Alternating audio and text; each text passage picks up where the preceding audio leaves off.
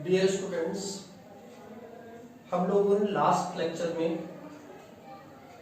Matter के बारे में पढ़ रखा था और साथ ही सॉलिड स्टेट के बारे में थोड़ा बहुत जाना था। आज हम उससे आगे का लेक्चर स्टार्ट करते हैं।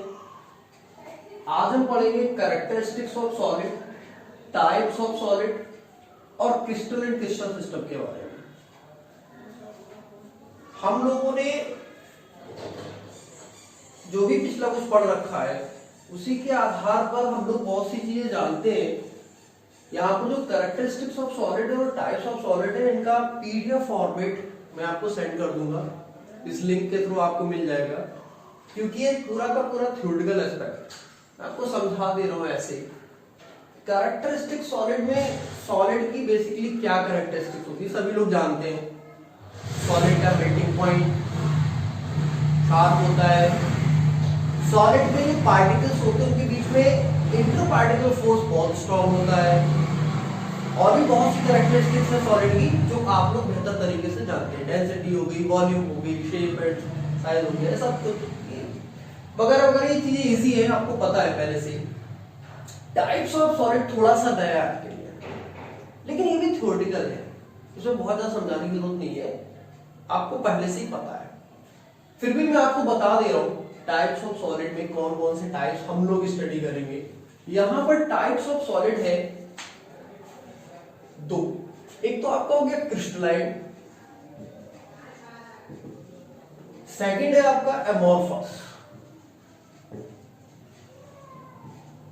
ठीक है, क्रिस्टलाइन और एमोर्फस, ये जो टाइप्स है, ये जो दो टाइप्स है, ये इंटर पार्टिकल फोर्स के आधार पर है कि उनके बीच में जो इंटर पार्टिकल फोर्स लगता है उसके आधार पर दो टाइप्स के सॉलिड होते हैं, क्रिस्टलाइन और एमोर्फस। इनकी प्रॉपर्टीज मैं आपको लिंक में शेयर कर दूंगा, आप वहां से इसको पढ़ लेंगे। ठीक है, बहुत चीजें, एंथैल्पी ऑफ फ्यूजन है, ठीक है, शार्पनेस है, मेल्टिंग पॉइंट है, ठीक है, रिजिडिटी है, काफी चीजें हैं, उसके आधार पर आप लोग पढ़ लेंगे। मेन जो हमारा आज का टॉपिक है वो है क्रिस्टल और क्रिस्टल सिस्टम। क्या होता है क्रिस्टल, क्या होता है क्रिस्टल सिस्टम, जानते हैं। क्रिस्टल्स क्या होते हैं? सॉलिड जो भी होता है उसका जो एक पार्ट होता है, एक पार्ट, छोटा सा एक पार्ट, ये पूरा बड़ा सॉलिड है, उसका एक छोटा सा पार्ट है, ये पूरा एक क्रिस्टल है। ये क्या है? और इन छोटे छोटे पार्ट से मिलकर, इन छोटे छोटे पार्ट से मिलकर पूरा का पूरा एक सिस्टम बन जाता है, पूरा का पूरा एक सिस्टम बन जाता है। These are crystal system. Clear? एक छोटा पार्ट ले लिया, ये क्रिस्टल हो गया, ठीक है, और पूरा का पूरा ये बंच है, ये क्रिस्टल सिस्टम हो गया। आप लोग समझ गए होंगे। हम लोगों ने बेसिकली जो क्रिस्टल्स को निकाला है वो सिंपल क्यूबिक क्रिस्टल को निकाला है, जो क्यूब के आकार का होता है, वो सिंपल है सबसे ज्यादा, उसको हमने यहाँ पर ड्रॉ किया है, उसी के आधार पर आज आपको हम समझाएंगे। क्रिस्टल सिस्टम बेसिकली 7 टाइप्स के क्रिस्टल सिस्टम्स होते हैं। 7 तरीके के क्रिस्टल्स का डिफरेंट डिफरेंट शेप होता है, वो हम आपको एक ट्रिक के थ्रू बताना चाहेंगे। पहले तो हम आपको क्रिस्टल सिस्टम के बारे में बता दे रहे हैं, ट्रिक बता दे रहे छोटी सी, उसके बाद हम वीडियो को खत्म करेंगे। लेकिन उससे पहले क्रिस्टल के जो बेसिक टाइप्स होते हैं, क्रिस्टल में जो भी डिफरेंट स्ट्रक्चर्स हमको पढ़ने पड़ते हैं, वो हम जानते हैं कि क्या क्या हम क्रिस्टल्स में पढ़ेंगे, क्रिस्टल्स में क्या क्या चीजें होती हैं जिसको हम आगे चल के स्टडी करेंगे, और किस आधार पर पूरे के पूरे 7 के 7 क्रिस्टल सिस्टम बने हैं, उन आधारों को, उन टाइप्स ऑफ फॉर्म को हम लोग पढ़ेंगे यहाँ। ठीक है, क्या होता है, किस आधार पर, जैसे अलग अलग सॉलिड कैसे करेंगे, सॉलिड सर 7 टाइप्स के, तो डिफरेंट डिफरेंट सॉलिड्स हैं, उनके बीच में इंटर पार्टिकल फोर्स जो लगता है वो डिफरेंट होता है। तो कैसे कैसे होता है, देखिए ध्यान से, ये मैंने एक्स एक्सिस ड्रॉ की है, तो ये एज लेंथ, ये क्या है, एज लेंथ, क्रिस्टल्स की एज लेंथ। एज, एज क्या होता है, एज, एज क्या होता है, एज जो दो इंटरसेक्टिंग पॉइंट्स को जोड़े, एक यहां पर इंटरसेक्टिंग पॉइंट है, इन दो पॉइंट्स को ये जोड़ने वाली, ये पूरी की पूरी क्या है, एज है, ये पूरी की पूरी क्या है, एज है। क्लियर? दो इंटरसेक्टिंग पॉइंट्स को जोड़े वो एज है। क्लियर? इसके बाद एज के बाद आते हैं, एक होता है इंटरफेसियल एंगल। एक पॉइंट होता है इंटरफेशियल एंगल।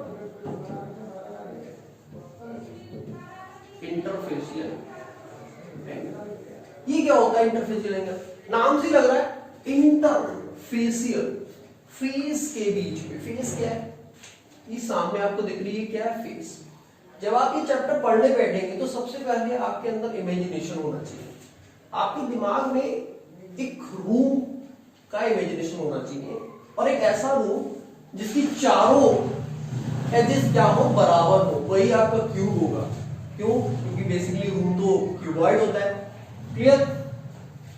ये जो चारों की चारों लेंथ है, ये आपस में बराबर है। मैंने ये दिखाने की यहाँ पर कोशिश की है कि ये चारों की चारों लेंथ आपके सामने बराबर दिखाई दे। ठीक है? तो इनके जो फेस है, एक ये फेस है, क्लियर, एक ऊपर वाली फेस है, एक ये फेस है पूरी की पूरी, और एक सामने वाली फेस है। तो मैंने ये चीज शो करने की कोशिश की है कि इस नीचे वाली फेस का इस बराबर वाली फेस के साथ जो एंगल होगा, ये जो एंगल है इस फेस का, ये जो सामने आपके सामने दिख रही है, और इस फेस का, इनके बीच में जो एंगल है उसको मैंने अल्फा नाम दिया है। क्लियर? ठीक इसी तरीके से ये जो सामने वाली ये वाली फेस है आपके सामने दिख रही है, और इसके नीचे वाली फेस, इसके साथ बीटा, और ये गामा। ठीक, तीसरा का तीसरा एंगल जो है ये आपका गामा होगा, इस फेस के साथ और ये नीचे वाली फेस के साथ गामा होगा। तो ये तीन एंगल आपके सामने मैंने शो किए हैं, ये है इंटरफेशियल एंगल। इनको मेजर करने के लिए जो डिवाइस यूज करी जाती है वो होती है गोनियोमीटर।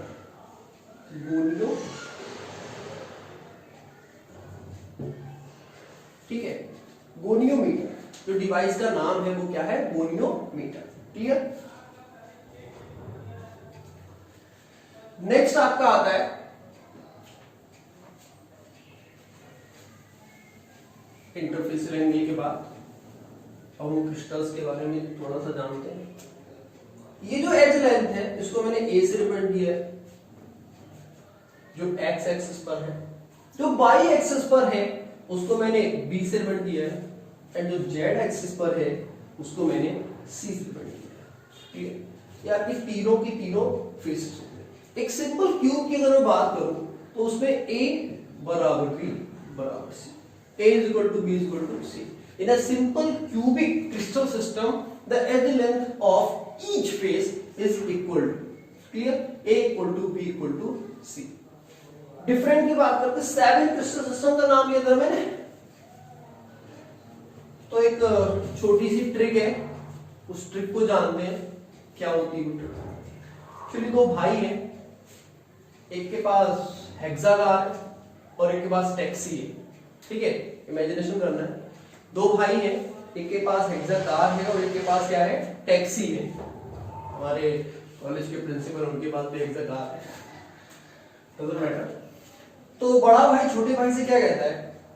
बड़े भाई का यहाँ पर इस तरीके से डिवोशन दिखाया गया है कि वो कितना दानवीर है, या फिर कह सकते हो कि एक तरीके से अपने लिए छोटे भाई को कुर्बानी दे रहा है। ठीक है, बड़ा भाई कहता है क्यों रोम्बो, मैंने बताना भूल गया आपको, रोम्बो छोटे भाई का नाम है। ठीक है, क्यों रोम्बो, क्यों रोम्बो टैक्सी तेरी, टैक्सी तेरी,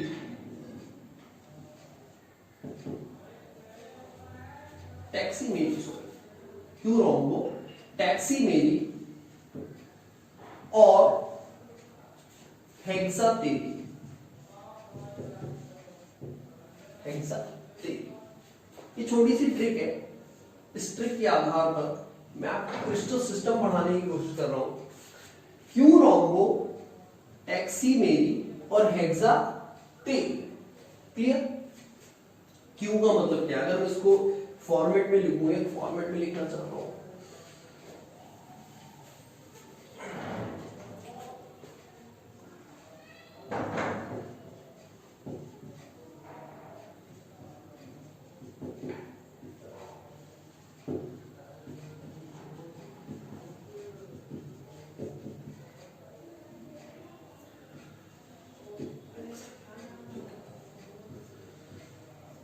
ध्यान रखना, सिंपली एक ट्रिक है, इसी के आधार पर आपको नेम पता चलेंगे। क्यू से आपका जो क्रिस्टल सिस्टम है वो है क्यूबिक, रोम्बोहेड्रल,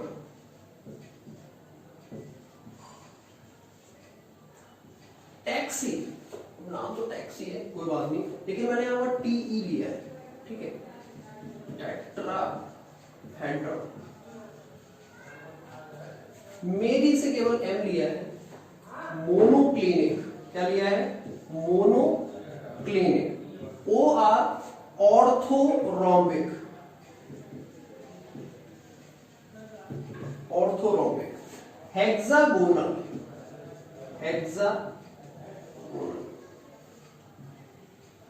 TERI, इसको मैंने ट्राई में कन्वर्ट किया है, ट्राइक्लिनिक,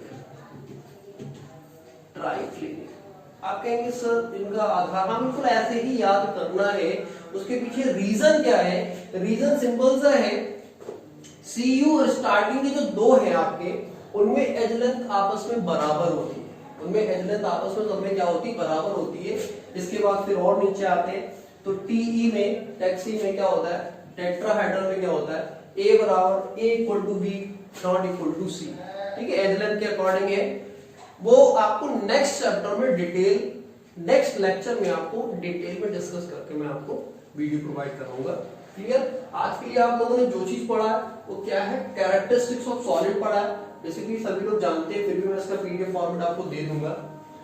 टाइप्स ऑफ सॉलिड पढ़ा है, सॉलिड के कितने टाइप्स होते हैं, एक तो आपने पढ़ा क्रिस्टलाइन और अमोर्फस, यही हमारे सिलेबस में बेसिक नीड रखते हैं जिनको हमको पढ़ना है। क्लियर? क्रिस्टलाइन और अमोर्फस। सेकंड आपका आता है क्रिस्टल एंड क्रिस्टल सिस्टम, तो मैंने बताया था कि पूरे के पूरे सॉलिड का जो एक पॉइंट है ना उसको हम क्रिस्टल का नाम देते हैं, और उन सभी पॉइंट से मिलकर जो पूरा का पूरा सॉलिड बन जाता है ये आपका क्रिस्टल सिस्टम कहलाता है।